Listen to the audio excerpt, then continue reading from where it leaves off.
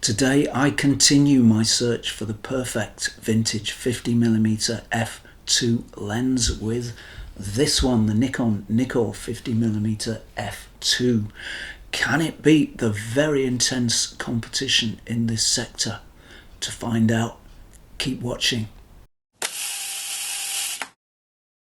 Well, hey everybody, welcome to another one and thank you for checking in once again.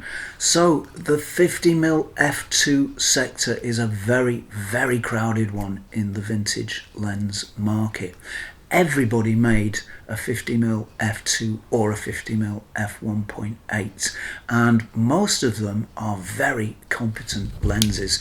Like this little Miranda, for example. This lens was very cheap back in the day. They're still very cheap now. It's the cheapest of the cheap, and even this lens makes a very nice image. I was very impressed by what this little lens can do, and it's the same for almost all of them. It's the same for this Chinon 50 f1.9. It's the same for the Helios 58 f2. It's the same for the Olympus Zuiko, and it's the same for the little wonderful and delightful Jupiter 8 here. So to do well in this sector, this Nikon 50 f2 needs to be better than very competent. It needs to be outstanding. Nikon gear usually carries a price premium, and this lens was and is no exception. I recently bought this lens on eBay. In fact, just last week I bought this lens on eBay and I paid £70 for it. Most of these other lenses, including ones from the major manufacturers, you can get for around £40 to £50. Those are auction prices.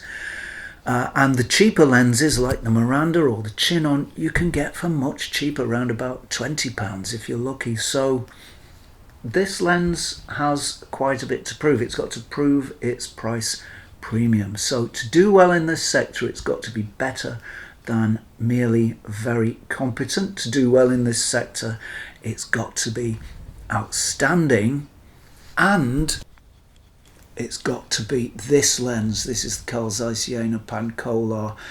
It's still my gold standard for 50mm f2 or f1.8 lenses. If you've seen this channel before, you may have heard me say that before. I've said it a number of times and it remains true no matter how many of these lenses I've tested. This one, the CZJ Pankolar 51.8, stands right at the top of the tree, and that by some significant margin. So can the Nikon beat it? Well, to find out, keep watching. There it is sitting on my Sony A7 where it looks pretty good. As usual, we need an adapter which does add an inch or so of length, but having said that, this is a nice light lens. It's not too big and it's very easy to carry around all day. This is an extremely well made lens in the Nikon tradition. Most Nikon gear is very well made. Let's have some focus, please. Thank you. And this little optic is absolutely no exception. There you can see the coatings. It's got bluey greeny type coatings which does influence the colour of the lens. Mechanically it's constructed extremely well. This one's in very nice condition, I have to say. It was made between 1974 and 79 if I'm right. Do correct me if you know better. This has the traditional Nikon look. I do like these multicoloured markings that they put on their lenses, or they used to put on their lenses. It's still got its nice polished black barrel, and the focus ring still turns nicely, very smooth and clean. And the same for the aperture ring. This aperture ring has focus, thank you. This aperture ring has no half stops, it has single stops only, and it goes from f2 to f16. So a very nicely made lens, a very compact lens.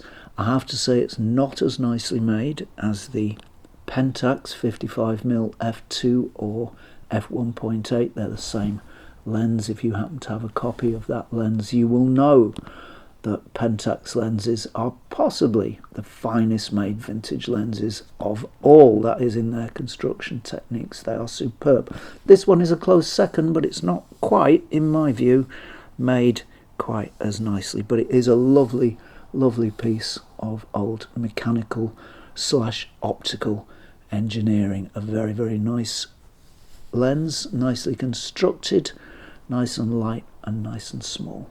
Alright, let's check out how this lens shoots, and we'll look at colours first. In the past, using my 50mm f1.4 Nikon lens, I've been very, very impressed by its distinctive colour palette, and that is a colour palette that other Nikon lenses I've used have shared to a certain degree, to a greater or lesser degree. The 51.4 shows it most, and I really like that colour palette, so I was hoping this one would give me something similar. Well, the colours from this one are not quite the same as that 51.4. The 51.4 gave very extraordinary shades of green and red, just a unique colour palette. This colour palette too is unique, but it's unique in a slightly different way. It does have something of that, what I call the Nikon colour palette feel from time to time in certain shots and in certain lighting conditions, but it does have a colour palette all its own. It's fresh, it's cool, it's not a warm colour palette, it's slightly on the cool side, which I really like. I think that makes for a very clean, very fresh, very invigorating sort of image, and this one has it. This shoots cool, and it has a very sort of, how can I put it, a sort of a texture that it applies to images, a creamy, smooth, velvety sort of texture that it applies to images. And it struck me that, or it reminded me somewhat, it put me in mind of images from Polaroid cameras, the very creamy, glassy, smooth sort of feel that those images, that Polaroid images have.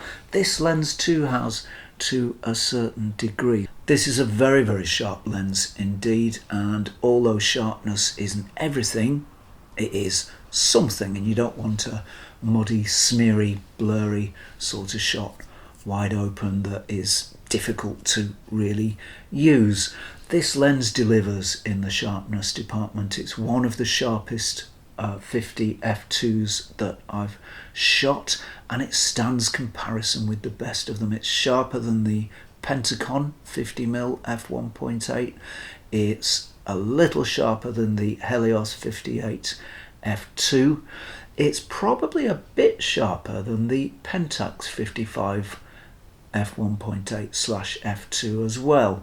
I think it's as sharp as the Pancolar, and it is a little sharper than the Jupiter. So a very, very sharp lens indeed. It's well known for it, actually. All the online reviews say how extraordinarily sharp this lens is, and having used it, I can only agree. Wide open, it is as sharp as the best of them, and stopped down, it gets bitingly sharp. Now, being an f2 lens, this optic will make you plenty of background blur, and the closer you stay to your subject, the better. This lens focuses to 45 centimeters, which is about average for this class of lens. The only one I know that goes closer is the Carl Zeiss Pancolar, which goes down to, I think, where have I put it now? Somewhere. I think it's 35 centimeters. Yeah, 35 centimeters. So that one goes really close. But this one goes to 45, so that's nice and close, and you'll get plenty of blur if you stay near that minimum focus distance. Wide open will give you the maximum blur that your lens can make, and if you stay wide open, you get some blur persisting with subjects up to around 6 to 8 feet away, something like that. The quality of the blur is not the finest. It can be a little bit rough and a little bit harsh, especially if there are any straight lines or branches of trees, foliage in the background. So it's not the softest blur by any means. The Jupiter 8 has nicer blur than this Nikon does, certainly according to my eye. It's about the same probably as the Olympus Zuiko. This lens, the Zuiko, does have slightly rough blur, slightly rougher than I would like. And the Nikon is about similar to it. The Helios gives nicer, softer blur. This Chinon 1.9 gives nicer, softer blur. The Pankolar is slightly nicer as well, though not very much, because that also does give slightly harsh blur at times, but it's nicer than this one. I think this one is probably a bit more harsh on more occasions. It can be very nice. It can be lovely and soft if you get your distances right, your camera subject background distances right. But there are quite a few occasions in that distance, in those ranges of distance, where blur from this one does turn a bit harsh, a little bit nervous, a little bit, nervous. That's the sound nervous blur makes.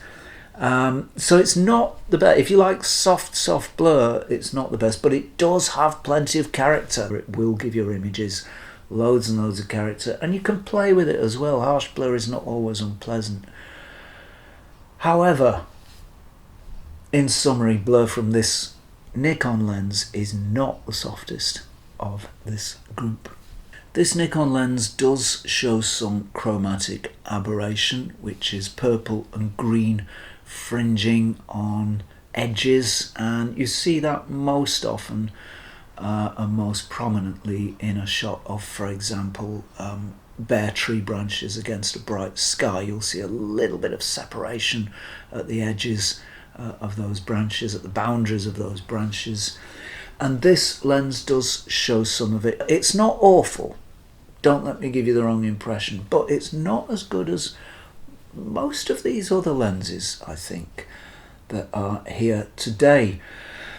The 51.4 Nikon lens does give a great deal of chromatic aberration wide open. This one is nothing like as bad, but it does appear sometimes. You can see it sometimes, and you can see it more often than you can with, for example, this Olympus Zuiko lens. This is really not as bad as the Nikon for chromatic aberration. In fact, neither are lenses like this Helios or even the humble Jupiter 8. This Nikon does show quite a bit of chromatic aberration.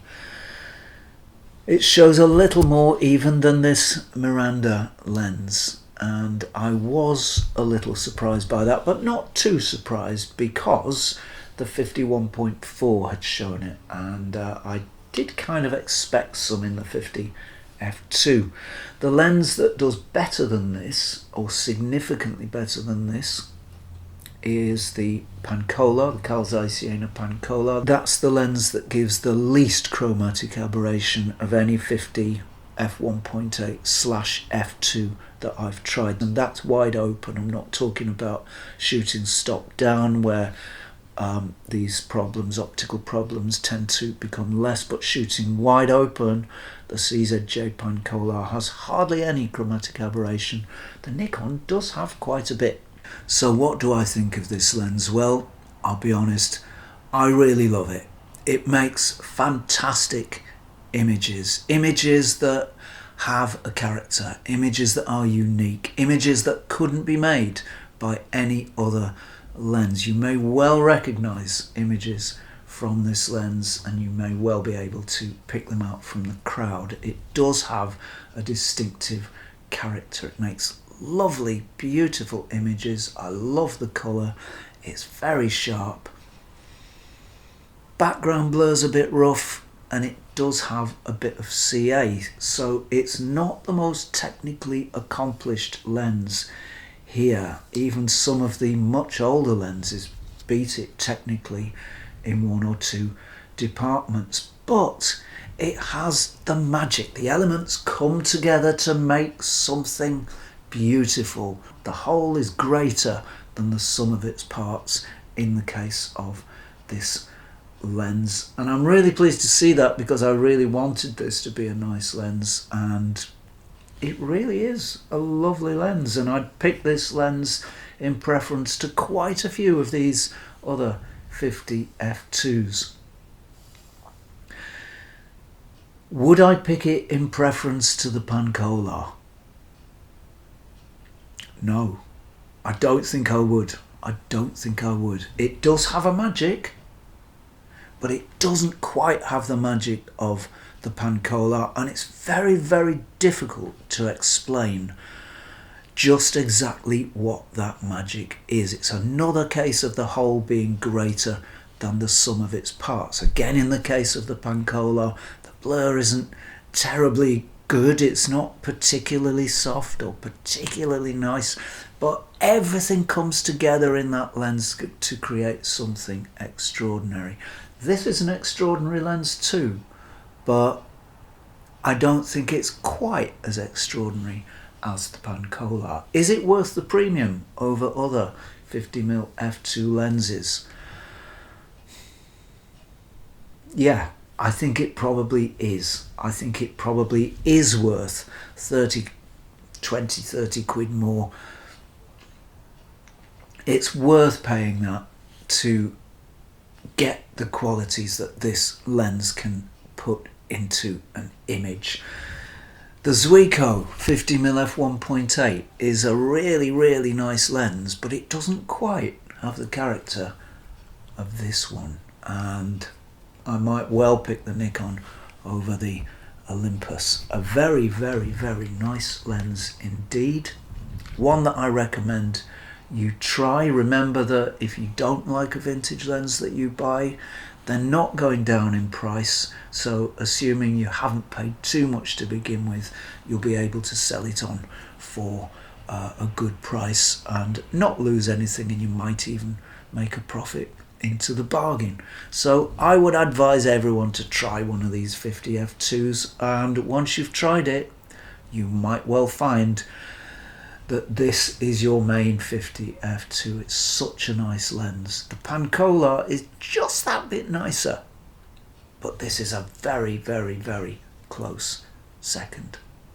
So there we are. That's the Nikon Nikkor 50mm f2.